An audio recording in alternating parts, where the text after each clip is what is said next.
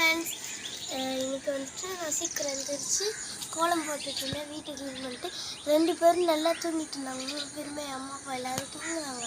நான் டக்குன்னு ரொம்ப சீக்கிரமாக எழுந்திரிச்சதுனால கோலம் போட்டு வீட்டை க்ளீன் பண்ணிட்டு இருந்தேன். 2 பேரும் டக்குன்னு எழுந்திரிச்சு தேடிட்டு இருந்தாங்க என்ன. அப்புறமா இங்கே இருக்கேன்னு சொன்னதுனால அவங்களுக்கே நல்லா இருந்துச்சு. கதவெல்லாம் வேறு திறந்து போட்டிருந்தாங்க. பயந்துட்டாங்க போல இருக்கு. அதனால தான் டப்பால் டுபால்னு எழுந்திரிச்சிட்டாங்க. தம்பி நல்லா தூங்கிட்டு இருக்கான். நான் வந்து காலையில் எழுந்திரிச்சோடனே கோலம் போடுறேன். நான் கோலம் போட்டுட்ருக்கேன். என் கோலம் எப்படி இருக்குன்னு கமெண்டில் சொல்லுங்கள்.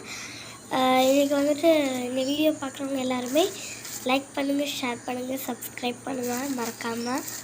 நெக்ஸ்ட்டு பெல் பட்டனையும் கிளிக் பண்ணிடுங்க. உங்கள் ஃப்ரெண்ட்ஸ்க்கு மறக்காமல் ஷேர் பண்ணிடுங்க. ஓகே, நான் இன்றைக்கி காலையில் கொஞ்சம் சீக்கிரம் எழுந்திரிச்சதுனால எங்கள் அம்மாவுக்கு அப்பாலாம் தூங்கிட்டாங்க. அவங்கெல்லாம் எழுந்திரிச்சிட்டாங்க. நான் கதவை திறந்து போட்டு வெளில போய் கோலம் போட்டுட்டு வீட்டெல்லாம் க்ளீன் பண்ணி வச்சுட்டு இருந்தேன்.